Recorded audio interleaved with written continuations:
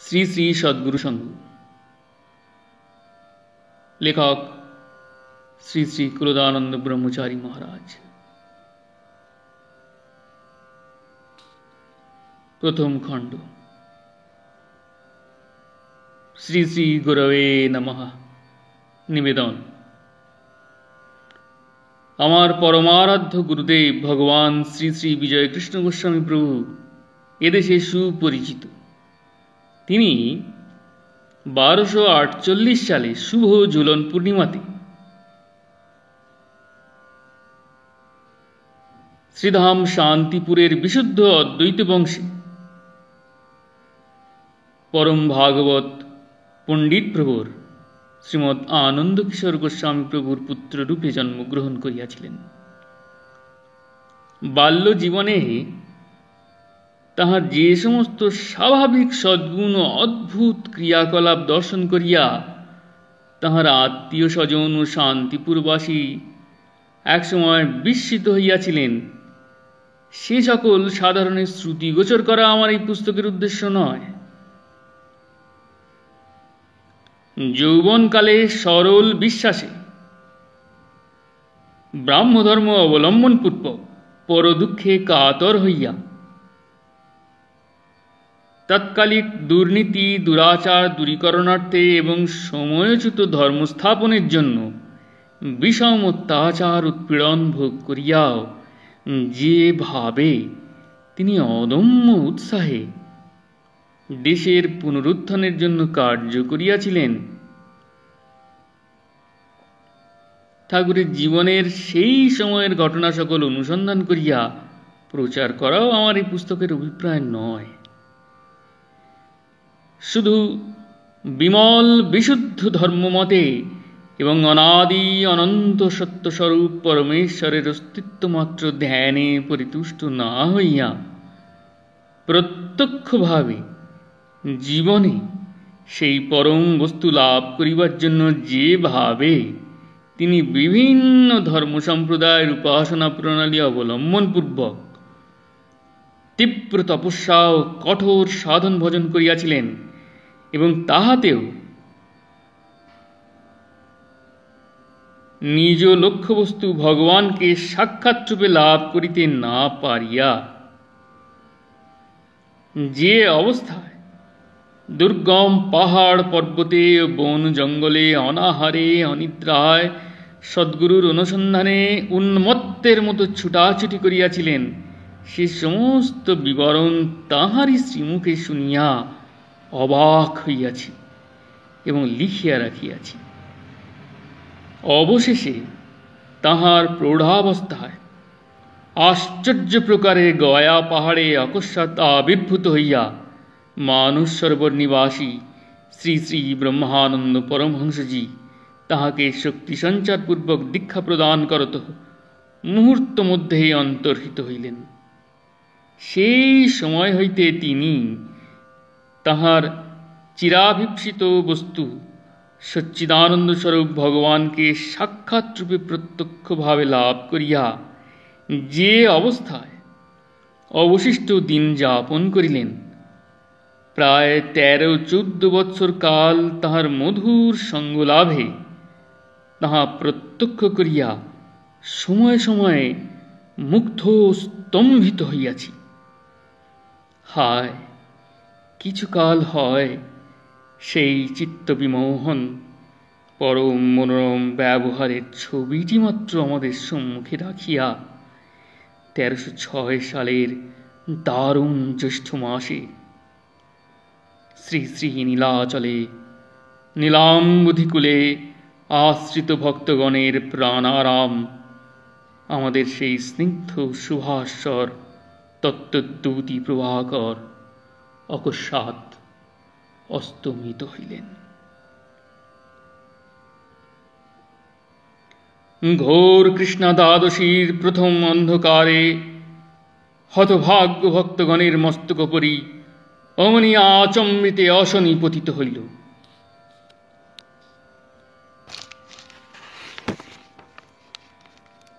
সেই ভীষণ দুর্দিনের হৃদয় বিদারক দৃশ্য অঙ্কিত করিয়াই আমার ডায়েরির শেষ পৃষ্ঠা চিরকালের মতো শেষ করিয়া রাখিয়াছি।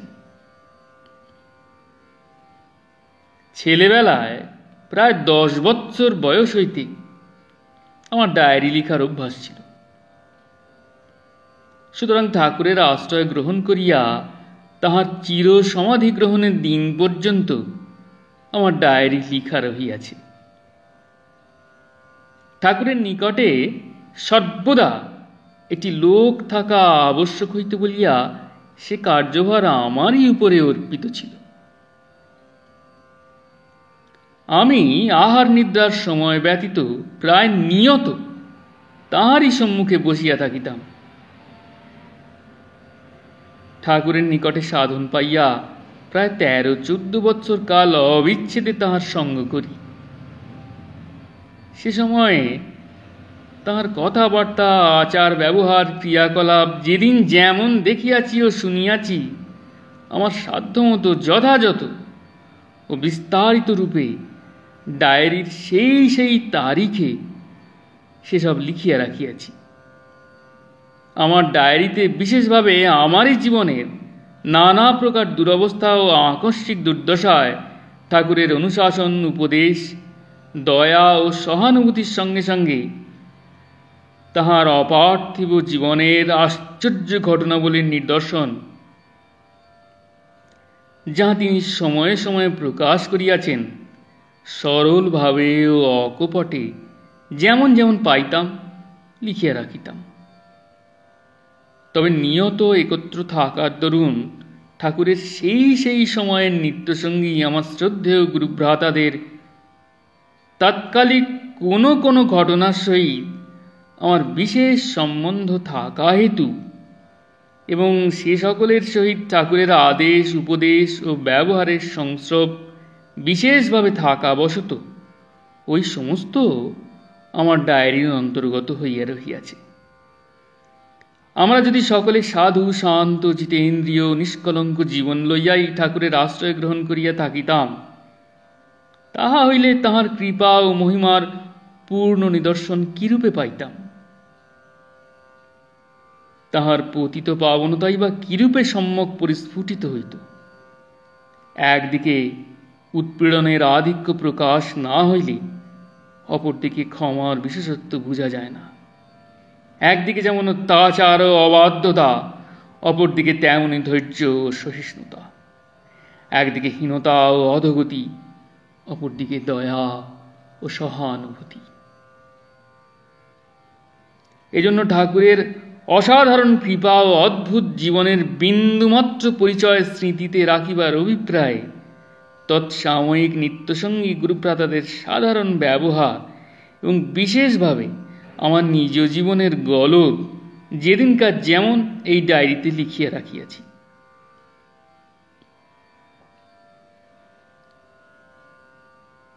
আমার ডায়েরি লেখার অভ্যাস গুরুভ্রাতারা অনেকেই জানেন। সুতরাং শত শত গুরুভ্রাতা ঠাকুরের অন্তর্ধানের পর হইতে এ পর্যন্ত ঠাকুরের একখানি জীবনচরিত লিখিতে আমাকে অনুরোধ করিতেছেন। কিন্তু ঠাকুরের সঙ্গে 13-14 বৎসর থাকিয়া তাহার যে সকল ব্যাপার দেখিয়াছি, তাহাতে তাহার জীবনচরিত লেখা বা সেই বিষয়ে চেষ্টা করাও নিতান্তই অসম্ভব মনে হয়। আমার সরল বিশ্বাস তাহার সম্পূর্ণ জীবনী হইতে পারে না। ভাষায় যাহা প্রকাশ করা যায় না, তাহার জীবনের সেই সকল অতীন্দ্রিয় তত্ত্বানুভূতির কথা ধরিয়া আমি ইহা বলিতেছি না। অতি নিম্ন স্তরের যোগৈশ্বর্যলব্ধ শক্তিপুঞ্জের যে সকল ক্রিয়া ও ফলানুভূতি তাহার পাঞ্চভৌতিক দেহে সর্বদা হইতে দেখিয়াছি, এবং দেবতা ও সিদ্ধ মহাপুরুষগণ সম্বন্ধীয় সাধারণের বিশ্বাসের অতীত যে সকল অলৌকিক ঘটনাবলী নিয়তই প্রত্যক্ষ করিয়াছি, সে সমস্ত মনে করিয়াও আমি এই কথা বলিতেছি না। আমার ইহা পরিষ্কার ধারণা যে ঠাকুরের জীবনে এমন কতগুলি সাধারণের বিশ্বাসযোগ্য এবং বোধগম্য ঘটনা নানা স্থানে নানা অবস্থায় সাধারণ লোকচক্ষুর অগোচরে সংঘটিত হইয়াছে, যে তাহা তিনি তাহার নিত্যসঙ্গী শিষ্যগণের নিকটেও প্রকাশ করিতে অবসর পান নাই। আবার কখনো কোনো ঘটনা কথা প্রসঙ্গে অপরের নিকটেও প্রকাশ করিয়াছেন। সুতরাং এ সকল জানিয়া শুনিয়া তারা খানি স্থূল জীবনী প্রকাশ করিতে যাওয়া আমার পক্ষে কতদূর দুঃসাহসের কার্য সকলেই বুঝিবেন। এ সকল কারণে আমার এ প্রকার পরিষ্কার ধারণা, ঠাকুরের কথা যতই লিখি না কেন তাহা দ্বারা তাহার সম্যক পরিচয় প্রদান অসম্ভব। এজন্য ঠাকুরের অন্তর্ধানের পর এতকাল আমি এই বিষয়ে কোনো চেষ্টাই করি নাই, কেন তাহার প্রেরণা ভিন্ন তদীয় জীবনী সংকলনে আমার সাহস হয় না। ভবিষ্যতে তাহার প্রেরণা ও সহায়তা লাভ করিলে সে বিষয়ে প্রবৃত্ত হইতে পারি। গত 1320 সালে কলেরা রোগে যখন আমি একেবারে মরণাপন্ন হইয়াছিলাম, তখন আমার জীবন সম্বন্ধে সকলেই হতাশ হইয়াছিলেন। আমার ডায়েরিগুলি প্রকাশ হইল না ভাবিয়া ওই সময়ে অনেকে অত্যন্ত আক্ষেপ করিয়াছিলেন। ঠাকুরের কৃপায় আমার আরোগ্য লাভের পর আমার শ্রদ্ধেয় গুরুভ্রাতাদের সস্নেহ অনুরোধ নির্বন্ধ আবার আমার উপরে পতিত হইল। আমি তাহা অগ্রাহ্য করিতে না পারিয়া আমার ওই বিস্তৃত 14 বৎসরের ডায়েরি প্রকাশ করিতে সংকল্প করিলাম, কিন্তু একবারে তাহা হওয়া অসম্ভব। এজন্য 1298 সালের ডায়েরিখানা নিতান্ত জীর্ণ কাগজে পেন্সিলে লেখা বিলুপ্ত প্রায় অবস্থায় রহিয়াছে দেখিয়া ক্রমবিরুদ্ধ হইলেও সর্বপ্রথমে সেখানাই প্রকাশ করিয়াছিলাম। এবার আমার দীক্ষার সময় হইতে ক্রম অনুসারে 1293 হইতে 1296 সালের ডায়েরি প্রথম খণ্ড এবং 1297 সালের ডায়েরি দ্বিতীয় খণ্ড মুদ্রিত হইল। ঠাকুরের কথা স্মরণ রাখিয়া অতি সাবধানতার সহিত এবং স্থল বিশেষে সংক্ষিপ্ত করিয়া ইহা প্রকাশ করিলাম। এই কথা বলার তাৎপর্য এই যে ঠাকুরের অন্তর্ধানের কয়েকদিন পূর্বে একদিন আমাকে বলিয়াছিলেন, ব্রহ্মচারী, প্রত্যক্ষ সত্য যা কি তাকে বলতে নাই, যদি বলতে হয় চোখে আঙুল দিয়ে তাকে প্রমাণ সহিত দেখাতে হবে, না হলে শ্রীমন্ত সওদাগরের দশা ঘটবে, এটি মনে রেখো। তাই সেসব কথা আমার লিখার জো নাই, বোবার স্বপ্ন দেখার মতো। আমি যে অবস্থায় থাকিয়া যে ঘটনায় পড়িয়া ঠাকুরের আশ্রয় লাভ করিলাম এবং তাহার পর তাহার অবিচ্ছেদ সঙ্গলাভের প্রতিকূলে যে সকল শৃঙ্খলাবদ্ধ আপদ বিপদ আমার সেই সময় ঘটিয়াছিল, সে সমস্ত শুধু তাহারই কৃপা মনে করি। এজন্য নিজ জীবনের তৎকালিক ঘটনার অতি সংক্ষেপে 2-3টি বিবরণ এখানে একটু না দিয়া তৃপ্তি লাভ করিতে পারিতেছি না। আমার এই নির্লজ্জতা সকলে দয়া করিয়া ক্ষমা করিবেন, এই প্রার্থনা। আমার প্রায় 6 বৎসর বয়সে একদিন বাড়ির ধারে ময়দানে সমবয়স্ক ছেলেদের সঙ্গে অপরাহ্নে খেলা করিতেছিলাম। কে আমাকে হঠাৎ ডাকিয়া বলিল, ওরে, তোদের বাড়ি গোসাই এসেছেন, শীঘ্র যা। আমি এই কথা শোনা মাত্র এক দৌড়ে বাড়িতে আসিয়া দেখি ঠাকুর ঘরের ধারে শেফালিকা গাছের নিচে আমাদের আত্মীয় ব্রাহ্মধর্মাবলম্বী নবকান্ত চট্টোপাধ্যায় মহাশয়ের সহিত এক ব্যক্তি দাঁড়াইয়া আছেন। হাতে তাঁর মোটা লাঠি, পায়ে জুতা, গায়ে একটি জামা ও ময়ূরপঙ্খী রঙের জামিয়ার, শরীরটি প্রকাণ্ড। উলঙ্গ অবস্থায় দৌড়িয়া আমি তাহার সম্মুখে গিয়া থমকিয়া দাঁড়াইতেই তিনি স্নেহ দৃষ্টিতে ঈষৎ হাসি মুখে আমাকে খুব পরিচিতের মতো বলিলেন, কি খেলা করছিলে? বেশ বেশ, যাও, খুব খেলা করো বিয়ে। এই বলিয়া তিনি নবকান্তবাবুর সহিত ময়দানের দিকে চলিলেন। যাইতে যাইতে মুখ ফিরাইয়া তিনি একবার আমার দিকে চাহিতে লাগিলেন। তাঁর সেই আকৃতি ও সস্নেহ চাহনিটি আজ পর্যন্ত আমি ভুলিতে পারি নাই। কেহ গোসাই শব্দটি বলিলে আমি এই গোসাইকেই বুঝিতাম। আমাদের পাড়ায় একটি বৃদ্ধ ব্রাহ্মণ প্রত্যহ কৃত্তিবাসের রামায়ণ সুর করিয়া পড়িতেন, শুনিয়া বড় ভালো লাগিত। প্রতিদিন আমি গ্রামের অপর প্রান্তে আহারের পর যাইয়া সন্ধ্যা পর্যন্ত সেখানে থাকিতাম, তাহার মুখে রামের কথা শুনিতাম। রামকে আমার বড় ভালো লাগিত। রাম যেন আমাদের পরিবারেরই কেহ, আমাদের ছাড়িয়া বনে বনে ঘুরিতেছেন মনে করিয়া রামের জন্য কাঁদিতাম। ছেলেদের সঙ্গে খেলা করিতে বনে জঙ্গলে গেলে সেখানে রাম আছেন কিনা চারিদিকে দেখিতাম। রামের বর্ণ দুর্বার মতো, তাই আগ্রহের সহিত দুর্বার দিকে চাহিয়া থাকিতাম। দুর্বায় পা পড়িলে রামের গায়ে লাগিল ভাবিয়া সেখানে লুটাইয়া পড়িতাম, রামকে নমস্কার করিতাম। তীর ধনু সর্বদা হাতে রাখিতাম। একখানা ছেঁড়া রামায়ণ পাইয়া সারাদিন উহা সঙ্গে রাখিতাম। রাত্রিতে উহা মাথার নিচে রাখিয়া শুইতাম। এ সময় আমি শিশু শিক্ষাও পড়ি নাই। পরে পাঠশালায় ও ছাত্রবৃত্তি স্কুলে বোধোদয় পর্যন্ত পড়া হইলে মেজ দাদা শ্রীযুক্ত বরদাকান্ত বন্দ্যোপাধ্যায় মহাশয় আমাকে লেখাপড়ার জন্য ঢাকা লইয়া গেলেন। এ সময়ে আমার বয়স 10 বৎসর। মেজ দাদা যত্ন করিয়া আমাকে ডায়েরি লিখিতে শিক্ষা দিলেন। সারা দিনে কয়টি মিথ্যা কথা বলিতাম, কার সঙ্গে ঝগড়া করিতাম, কি কি দোষ করিতাম, প্রত্যহ ঠিক ঠিক এই ডায়েরিতে লেখা হইত। এই সময় হইতে ডায়েরি লেখা আমার অভ্যাস। আমার আত্মীয় স্বজন অনেকেই ব্রাহ্ম, আমার জ্যেষ্ঠ সহোদরেরাও সকলেই ব্রাহ্ম মতাবলম্বী ছিলেন। ক্রমে মেজদাদা প্রতি রবিবারে আমাকে ব্রাহ্ম সমাজে লইয়া যাইতেন। ব্রাহ্মদের উপাসনা প্রণালীতে অল্প দিনের মধ্যেই আমি অত্যন্ত আকৃষ্ট হইয়া পড়িলাম। প্রতিদিন দুবেলা নিয়মিত রূপে প্রার্থনা করিতে লাগিলাম।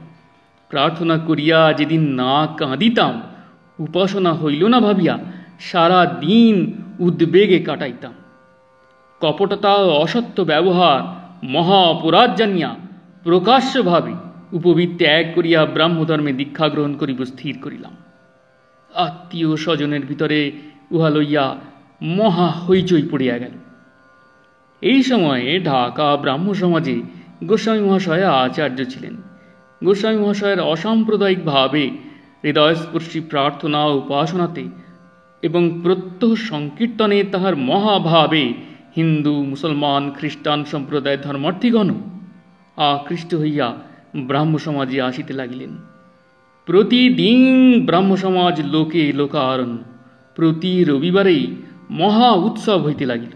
জীবন্ত ধর্মের জাগ্রত ভাবে সম্প্রদায় ও জাতি নির্বিশেষে সকলেই অভিভূত হইতে লাগিলেন। জীবনে এমনটি আর দেখি নাই। 1293 সালে আশ্বিন মাসে শারদীয় উৎসবে আমি ব্রাহ্ম ধর্মে দীক্ষা গ্রহণ করিব প্রত্যাশায় অস্থির হইয়া ওই দিনের প্রতীক্ষা করিতে লাগিলাম। এই সময় হইতে আমার যে ডায়েরি রহিয়াছে তাহাই এইবার মুদ্রিত হইল।